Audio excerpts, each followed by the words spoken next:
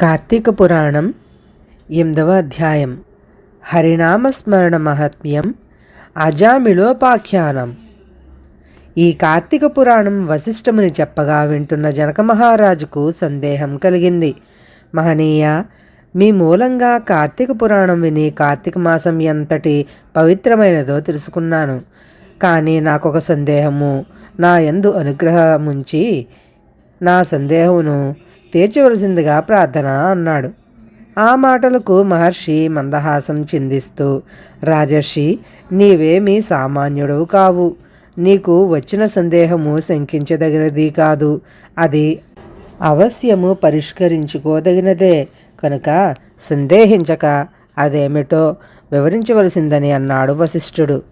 పాపకర్ములైన దుర్మార్గులు చేయని పాతకాలు లేవు. వారి వలన వర్ణశంకరం దుర్మార్గం పెచ్చు పెరగడం తెలుసున్నదే. అటివారు ప్రాయశ్చిత్తం వల్ల శుచిర్భూతులవుతున్నారు అని ధర్మశాస్త్రాలు చెబుతున్నాయి. మీరు ప్రవచిస్తున్న కార్తీక పురాణం వల్ల తెలుస్తున్నది. మహాపాపాలు చేసిన పాపులు పుణ్యకర్మల ఆసక్తి ఆచరణ లేకుండా కైవల్య సిద్ధిని మోక్షాన్ని పొందుతున్నారు. అది ఏ విధంగా సాధ్యమో గమనించలేకున్నాను. మహాపర్వతం గోటికులతో ఎగసిపోగలదా? దావాగ్ని జ్వాలలు ఒక పుడిసెడు నీళ్లతో సమసిపోగలవా? నదీ ప్రవాహంలో కొట్టుకుపోయేవాడు గడ్డిపోచ ఆధారంగా గట్టెక్కగలడా? కొండ మీద నుండి పతనమయ్యేవాడు చెట్టు తీగ సాయంతో కొండెక్కగలడా? అలాగనే అనేక పాపాలు చేసిన పాపకర్ముడు పుణ్యగతులను చేరుకోగలడా? ఇదంతా శ్రవణశుద్ధే గాని కార్యసిద్ధి కాదని అనిపిస్తోంది. దయచేసి నా ఈ సంశయాన్ని తీర్చండి మహాప్రభు. అల్పపుణ్యం వల్ల దుర్భర పాపాలు పోతాయా అన్నాడు జనకుడు. రాజేంద్ర, మంచి ప్రశ్నే వేశావు. మానవులకు మహోపకారం చేయగల ధర్మమీమాంస నేను అనేక ధర్మశాస్త్రాలను చూశాను. అవి ఎన్నో అద్భుత విషయాలను వివరించాయి. వాటిని తెలియపరుచుతాను, విను. సత్వగుణము, తమోగుణము, రజోగుణము అని 3 గుణాలున్నాయి. ధర్మాలు ఈ 3 గుణాలకు సంబంధించి ఉంటాయి. సత్వగుణం ఆధారంగా చెప్పబడ్డ ధర్మం సూక్ష్మధర్మం అనబడుతుంది.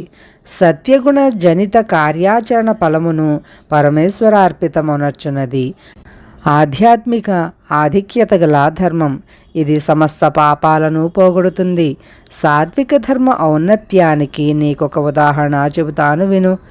తామ్రపన్ని అను సాగర సంగమం చెందు ప్రదేశంలో నదిలో ముత్యపు చిప్పలు స్వాతి కార్తెలో తెరుచుకుని అందుపడిన వర్షపు బిందువు అత్యల్పమైనట్టి నీటిబొట్టు ముత్యమై అమూల్యమవుతున్నది. గంగా, కృష్ణ, గోదావరి నదుల పుష్కర కాలంలో చేయుదానం అది ఎంత స్వల్పమైనను ఆయా నదీ తీరాలందు గల ఆలయాల్లో జపతపాది పూజలు విశేష ఫలితాన్నిస్తున్నాయి. ఆ పుణ్య విలువను అనంతముగా ధర్మశాస్త్రాలు వక్కాణిస్తున్నాయి. రాజస ధర్మాన్ని గూర్చి చెబుతాను, విను. ఫలాపేక్షతో చేయు ధర్మకార్యాలు శాస్త్రవిధులు పునర్జన్మహేతువులై కష్టసుఖాలకు కారకులవుతాయి. తామస ధర్మం దేశకాల పాత్రలను అనుసరించి చేయు శాస్త్రోక్త విధులు డాంబికాచారణలకు హేతువులై సత్ఫలములను అందించిన ఆచరణలు దేశకాలమాన పరిస్థితులను గమనించి చేయు నిష్కర్మాచర్యలు అక్షయ ఫలితాన్ని సమకూర్చుతాయి. పెద్ద కట్టెల మోపు చిన్న అగ్నికణముచే భస్మమైపోయినట్టు పుణ్యచర్య తెలిసి చేసినా తెలియక చేసినా పాపం భస్మీపటలమైపోయి తీరుతుంది. ఇందుకు ఉదాహరణంగా హరినామస్మరణతో తరించిన అజామిళుని ఉదంతాన్ని వివరిస్తాను, విను. కన్యాకుబ్జ క్షేత్రంలో సత్యవ్రతుడనే విప్రుడు ఉండేవాడు. అతని భార్య హైమవతి, సుగుణవతి. ఆ దంపతులకు లేక ఒక కుమారుడు జన్మించాడు. వానికి అజామిళుడని పేరు పెట్టుకుని అల్లారు ముద్దుగా పెంచుకుంటున్నారు. అతి గారాభం కారణంగా అజామిళుడు అడ్డు అదుపు లేనివాడై సమస్త వ్యసనాలకు అలవాటు పడ్డాడు. దాసితో సంపర్కం పెట్టుకుని ఆమెను పిల్లాడి తల్లిదండ్రులను వదిలి ఆమెతో ఉంటున్నాడు. ఆ స్త్రీ కారణంగా మధుమాంసాలు కూడా మరిగాడు. పశుపక్ష్యాదులను వేటాడి జీవితాన్ని గడుపుతుండేవాడు. ఒకనాడు అజామిళుని భార్య అయిన దాసీ స్త్రీ చెట్టు కాయలకే చెట్టెక్కి కొమ్మ విరిగి నేల కూలి మరణించింది. వారికి యుక్త వయసు గల కుమార్తె ఉండేది. అజామిళుడు కామాతిశయంతో ఆ కుమార్తెతో సాంగత్యం పెట్టుకుని కాపురం చేస్తుండేవాడు. వీరికి బిడ్డలు కలిగారు. వారంతా పుడుతూనే చనిపోగా ఒక బిడ్డడు మాత్రం బ్రతికాడు. ఆ బిడ్డకు అజామిళుడు నారాయణ అని పేరు పెట్టి ఎంతో ప్రేమగా చూసుకుంటూ ఉండేవాడు. కాలం గడిచి వార్ధక్యం కలిగి అజామిళునికి మరణం ఆసన్నమైంది. ప్రాణాలు కొనిపోవటానికి వచ్చిన యమభటులను చూసి భయకంపితుడైపోయి, నారాయణ నారాయణ, నన్నెవరో తీసుకుని పోవుచున్నారు, నన్ను కాపాడు నారాయణ అనే కుమారుణ్ణి పిలిచాడు. అలా కుమారుణ్ణి పిలుస్తూ అంత్యకాలంలో హరినామస్మరణం చేయడం వల్ల విష్ణుదూతలు వచ్చి అజామిళుణ్ణి వాళ్ళు విష్ణులోకానికి తీసుకువెళ్ళటానికి తమ రథంపైకి ఎక్కించుకున్నారు.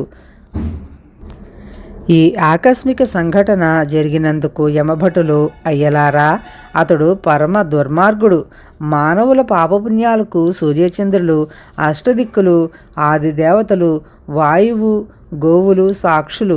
వారి సాక్ష్యాలు ఆధారంగా చిత్రగుప్తుల వారి చేత యమధర్మరాజు చిట్టా వ్రాయించి ఆయువు తీరిన వెనుక వారి వారి పాపకర్మలను అనుసరించి దండనకు యమలోకానికి తీసుకురాగలందులకు మమ్ము వియోగిస్తారు.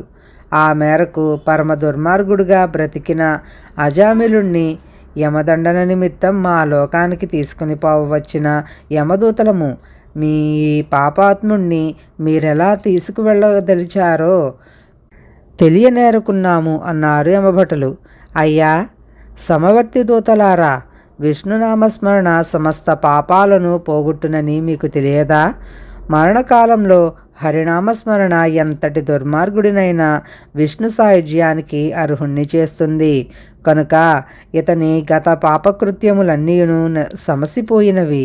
కనుక ఇతనిని మేము శ్రీ హరి సన్నిధికి కొనిపోవుచున్నామని అజామిళుణ్ణి వెంట పెట్టుకుని విష్ణు